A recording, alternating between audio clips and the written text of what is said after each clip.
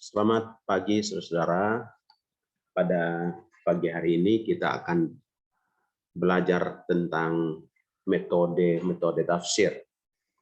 Dan saya fokuskan pada metode tafsir Perjanjian Lama. Dalam pengantar hermeneutik Perjanjian Lama pada semester yang lalu, ada dua metode tafsir yang diperkenalkan, yaitu metode tafsir kritik sejarah dan kritik narasi. Nah, pada kesempatan ini kita akan mengulangi sekali lagi metode-metode itu, dan saya akan memperkenalkan sejumlah metode yang lain, sebagaimana daftar berikut. Bisa kita lihat. Ada 14 metode tafsir, termasuk dua metode tafsir yang sudah kita bahas pada semester yang lalu, yaitu kritik sejarah, dan yang kedua itu adalah metode tafsir naratif. Yang pertama itu kritik sejarah, kemudian ada metode tafsir kritik sumber. Yang berikut kritik bentuk, yang keempat kritik sejarah tradisi, yang kelima kritik redaksi, keenam kritik ilmu sosial, yang ketujuh kritik kanonik, yang kedelapan kritik retoris, kesembilan kritik struktur, kesepuluh kritik narasi atau naratif, yang ke-11 kritik respon pembaca, ke-12 kritik post struktural atau dekonstruksi, dan ke-13 kritik ideologi feminis, dan ke-14 kritik sosioekonomi. Mari kita membahas satu persatu metode kritik sejarah. Metode kritik sejarah itu menelusuri sejarah penulisan kitab. Siapa penulis kitab, kapan kitab itu ditulis, kemudian di mana tempat kitab itu ditulis, kemudian konteks apa yang terjadi pada saat kitab itu ditulis.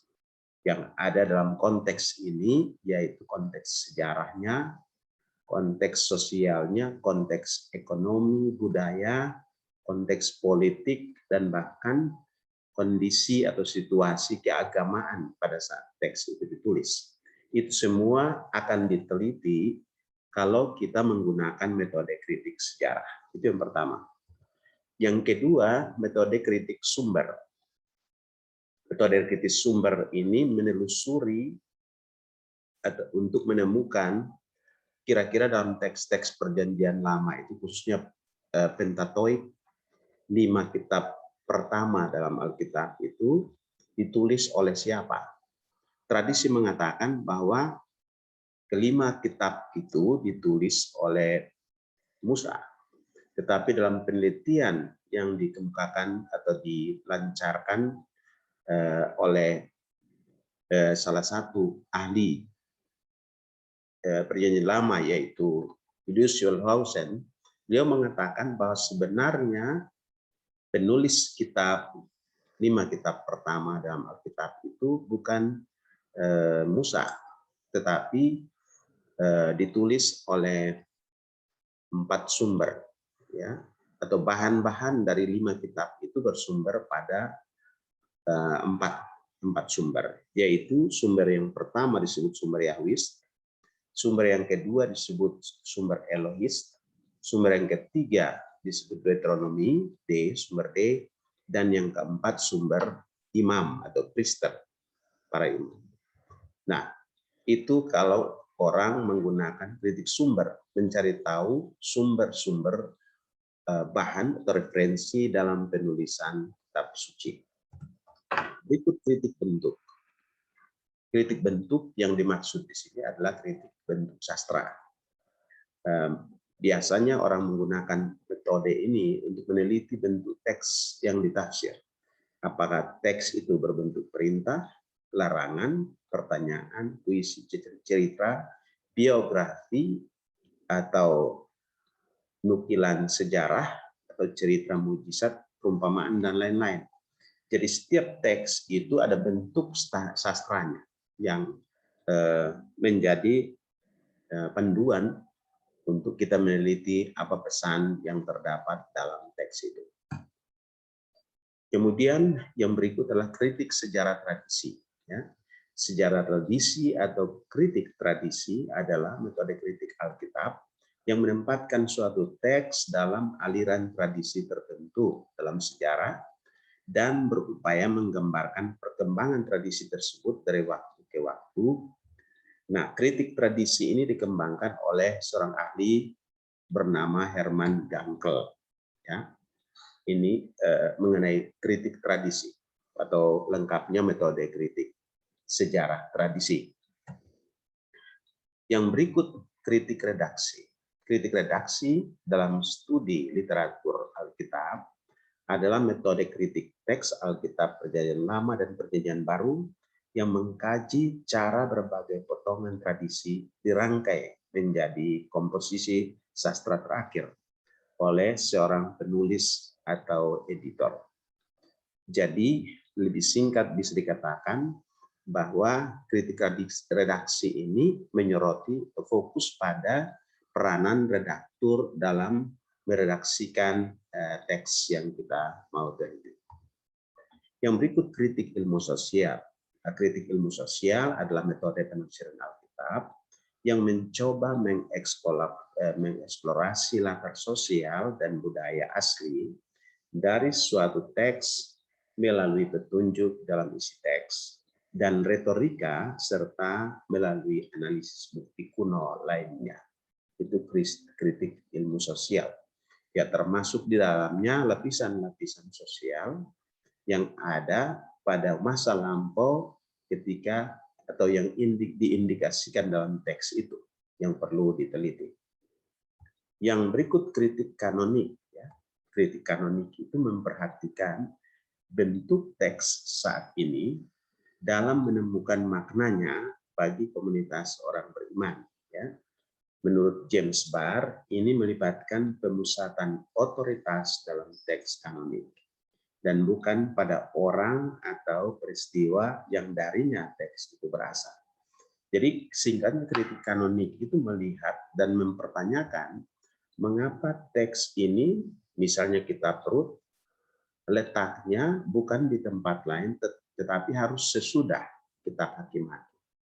Mengapa kitab Ulangan tempatnya bukan di bagian pertama di kitab Kejadian, tetapi justru dia di kitab kelima dari susunan kanonik itu. Jadi ini kritik kanonik, mencari tahu alasan di balik kanon yang kita baca sekarang. Yang berikut adalah kritik retoris. Ya, kritik retoris berusaha menemukan pandangan penulis dengan menganalisis argumen penulis dan menilai pengaruhnya terhadap pembacanya. Ya, argumen yang diteliti. Karya sastra yang ada atau yang Anda analisis harus berupa khotbah atau pidato atau bentuk sastra lain yang bersifat persuasif atau mengajak orang untuk mempercayai apa yang dikatakan oleh si pembicara. Itu kritik retoris. Yang berikut itu kritik struktur. Kritik struktur meneliti struktur dari berbagai teks Alkitab. Misalnya struktur puisinya atau struktur narasi dalam Alkitab. Itu diteliti semuanya. Jadi biasanya kritik struktur itu melihat struktur dari tiap kitab, penempatan pasal-pasalnya. Ya. Dari pasal sekian sampai sekian berbicara tentang apa. Dari pasal sekian sampai sekian berbicara tentang apa. Dan kalau strukturnya seperti ini, berarti pesannya apa yang mau disampaikan oleh penulis kitab. Jadi itu kritik struktur. Yang berikut kritik narasi. Narasi atau cerita. Ya. Biasanya orang menggunakan kritik narasi dalam membaca teks Alkitab. Itu berusaha untuk menemukan tema pokok yang dibicarakan dalam cerita itu. Kemudian latarnya. Latar dari cerita itu yang termasuk dalam latar yaitu waktu, kemudian lingkungan sosial, dan tempat terjadinya peristiwa itu. Kemudian yang berikut karakter atau tokoh serta watak dan penggambaran watak si tokoh. Itu juga menjadi perhatian. Kemudian alur atau pola rangkaian tindakan-tindakan peristiwa dan kejadian. ya. Jadi alur dari kisah narasi itu kalau diteliti dengan baik, kemudian kita bisa menangkap maksud dari cerita itu. Yang berikut ialah kritik respon pembaca.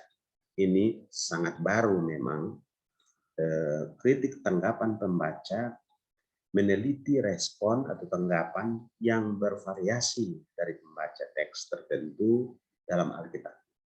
Ia tidak memusatkan perhatian kepada penulis atau bentuk teksnya, tetapi kepada peranan pembaca. Biasanya perhatian lebih ditujukan pada bagian depan dari teks. Siapa yang menghadap teks dan wawasan dari respon atau pembaca itu, pikiran-pikirannya, budayanya ikut membentuk dia ketika dia merespon sebuah teks. Itu menjadi satu metode tersendiri dalam penelitian teks Alkitab. Kemudian yang berikut adalah kritik post-struktural. Ini sangat menarik. Kritik ini atau metode ini membaca teks Alkitab dengan pola dekonstruksi. Ya. Kalau rekonstruksi itu berbeda dengan dekonstruksi. Rekonstruksi itu sesuatu yang sudah terbentuk, tapi kemudian dia hancur berantakan, lalu direkonstruksi. Kepingan-kepingan itu disatukan kembali untuk kita dapatkan bentuknya yang asli. Sedangkan terbalik dari rekonstruksi, yaitu dekonstruksi. Sesuatu yang selama ini kita anggap benar dalam teks Alkitab, itu didekonstruksi, dihancur leburkan, ya, karena dianggap tidak sesuai dengan kenyataan sebenarnya. Ya.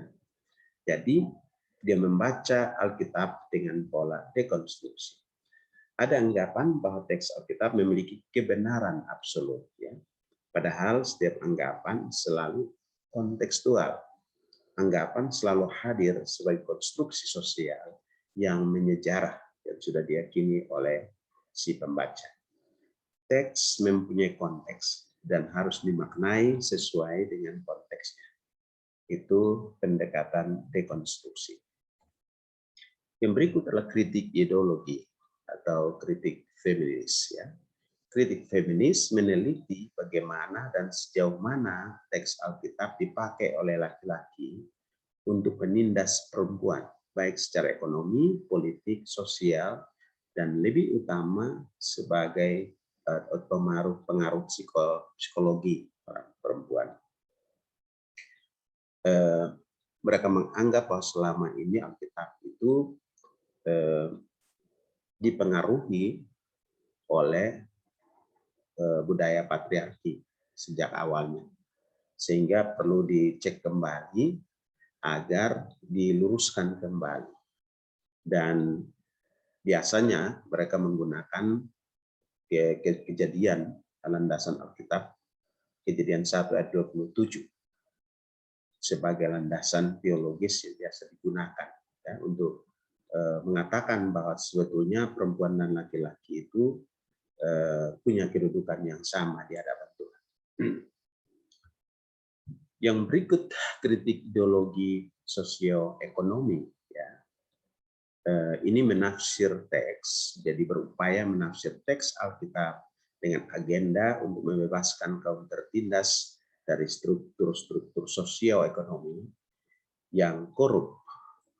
Ini terjadi di tahun 60-an di Amerika Latin, ya, dan lebih keras lagi di tahun 90-an, ya, yang dikenal dengan teologi pembebasan. Ya. Teologi pembebasan itu meneliti ideologi-ideologi sosioekonomi yang dipakai untuk menindas orang lain. Dan di sini muncul apa yang disebut dengan teologi pembebasan. Nah, demikianlah beberapa metode tafsir yang selama ini dikembangkan oleh para ahli, peneliti, atau yang membuat eksegese terhadap kitab suci, khususnya Perjanjian Lama. Mudah-mudahan itu bermanfaat bagi kita semua. Sampai jumpa.